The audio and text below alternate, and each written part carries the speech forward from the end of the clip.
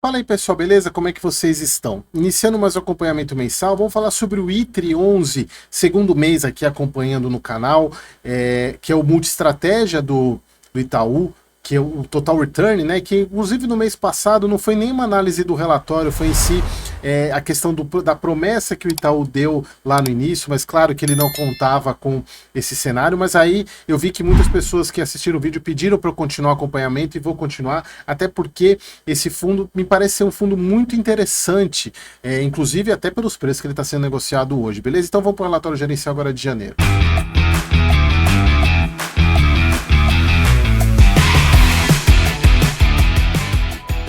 Então vamos lá, pessoal, relatório de janeiro agora do ITRI. Deixa eu pegar minha setinha aqui.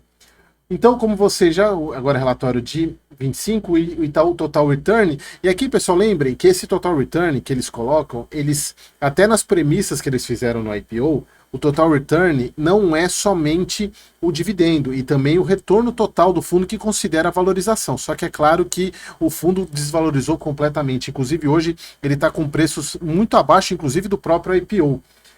Então vamos lá, o fundo é aqui, ó, fundo listado com foco de geração de renda complementado por ganho de capital, por isso o total return, né? Retorno total médio de 16% ao ano. Hoje ele está mais do que isso.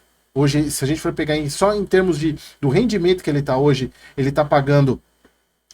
E o preço do mercado, pessoal, deixa eu pegar aqui só para vocês verem, 68,40, então está muito próximo do que ele fechou o mercado, então nem vale a pena a gente. Vou usar esse aqui da cotação de mercado. A gente for pegar hoje, 0,75 vezes 12 dividido por 68, a gente está falando aí de 13% ao ano só de dividendo, sem considerar o potencial de valorização que esse ativo está aí. Se a gente for pegar em relação ao valor patrimonial dele hoje, 84,56. A gente está falando aí de um potencial de 20% de valorização, ou ele está com 20% de deságio. E por mais que ele seja um multi-estratégia, pessoal, como quem eu acho que se você não assistiu o vídeo sobre multi-estratégia que eu fiz no domingo passado, assista, porque eu explico como é que você analisa esse tipo de fundo, e na verdade é muito difícil de você analisar. E a gente sempre tem em mente que o P/VP para multi-estratégia ele é muito questionável, principalmente quando o fundo ele tem imóvel físico, o que não é o caso do ITRI. Então, o P/VP, o deságio dele já é algo que é um indicador importante, porque ele é basicamente fundo imobiliário e CRI, então é um indicador que pesa na análise, e ele está com um deságio muito grande. Patrimônio líquido de 530 milhões, aí 6 milhões e 250 cotas, dividend yield de cota do mercado, 14%, como a gente viu aí. Aqui falando sobre o cenário, né, a gente já viu bastante sobre isso. Final do mês o Banco Central elevou a taxa Selic, deve aumentar agora em março mais 1%. E sobre o fundo, né, o fundo distribuiu 75 centavos referente a janeiro, que foi pago no dia 12 de fevereiro, retorno mensal de 0,86, mas isso não em função da cota, porque se a gente for pegar, pessoal, em função da cota está dando muito mais de 1%. O fundo fechou o mês com 76% da carteira em fundo imobiliário e 16% em CRI. Como vocês podem ver, é praticamente essas duas classes. Por isso que P/VP para ele é muito importante para esse ativo, mostrando o desconto, o deságio que ele está em relação ao preço de mercado, ao valor patrimonial. Eles falam em relação aos fundos imobiliários, 33% em fundo recebível. O ITRA ele tem uma característica interessante, que ele tem menos fundo de recebível do que fundo de tijolo, e eu gosto muito da carteira de fundo imobiliário do ITRI. E eles colocam aqui que os 33% de fundo de recebível, fundo de papel, negociam com o maior desconto histórico em relação aos valores patrimoniais. E aí eu sempre gosto de voltar no vídeo do MCCI. Se você não assistiu, assista, que é uma baita aula sobre marcação a mercado, sobre o duplo desconto de fundo de papel que a gente está vendo nesse momento. E aí o deságio não é só sobre o patrimonial, é a carteira também, com os próprios CRIs estão com deságio.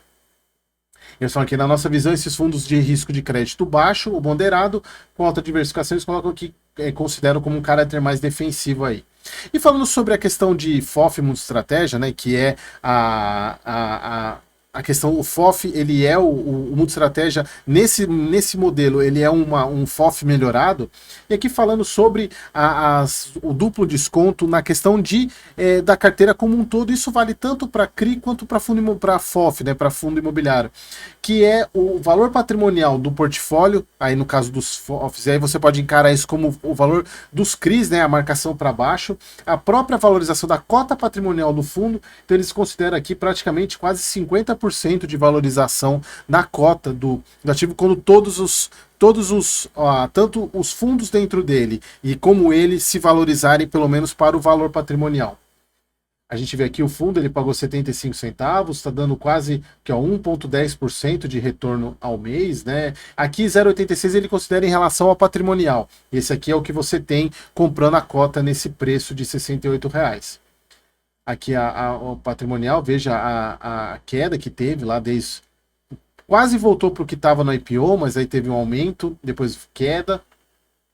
Que a gente vê, né, que a grande receita desse mês veio dos fundos imobiliários, e aqui principalmente, como ele tem uma característica de ter mais fundo imobiliário do que CRI, janeiro e julho vão ser meses que vão ser um pouco destoantes dos outros meses, exatamente por causa de alguns fundos que pagam os rendimentos extraordinários agora, que pagaram em janeiro, né? Então acaba que dá uma majorada no resultado na rúbrica de fundos imobiliários, isso é normal. E o fundo gerou 82, pagou 75, então vem super bem.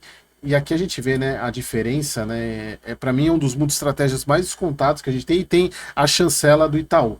Aqui a composição do fundo hoje, 76% em fundo imobiliário, tem quase 16% em CRI, tem um pouquinho de ação, tem um pouquinho de fundo de desenvolvimento, um pouquinho de caixa, mas assim, eu gosto muito, desculpa pessoal, gosto muito da composição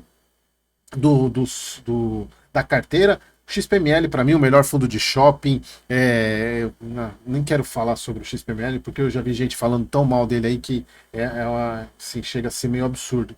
Canip, baita fundo, BRCO, baita fundo, KNCR, LVBI, RVBA, PVBI. Por isso que eu falo, pessoal, eu gosto muito da carteira de fundos do ITRI. É uma carteira de fundos que eu mesmo teria para mim.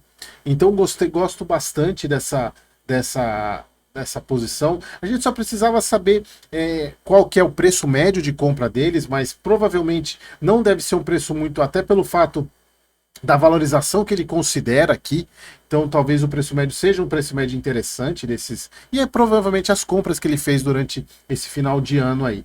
Em termos de portfólio então a parte de portfólio de fundo imobiliário é 33% em CRI, 15% shopping, logística, escritório, FOF varejo. Aqui ele tem um pouquinho de desenvolvimento logístico, residencial. Aqui a carteira do portfólio de CRI, muito mais incorporação, laje corporativa, segunda parte. E aqui os CRIs que o fundo tem hoje, tem pouca coisa, tem 1, 2, 3, 4, 5, 6, 7. São CRIs, se a gente for pegar aqui, são taxas interessantes, é quase um mid-risk aqui em termos do portfólio de CRI. Aqui os indexadores do fundo. Assim, pessoal, gosto bastante, tenho acompanhado com bons olhos o ITRI. Claro que o ITRI, ele tem uma questão de ser Itaú. Por um certo lado, ele é bom, por causa da chancela Itaú, e por certo lado é ruim, algo que eu já comentei com vocês no RURA, no IFRA 11, que são as coisas mais burocráticas, né? São as coisas mais demoradas para acontecerem. Mas faz parte do processo, e assim, estou olhando com bons olhos este fundo, e provavelmente ele deve entrar nas recomendações para os assinantes, com o preço, tudo direitinho. Beleza, pessoal? Nossa, minha garganta quase falhou aqui.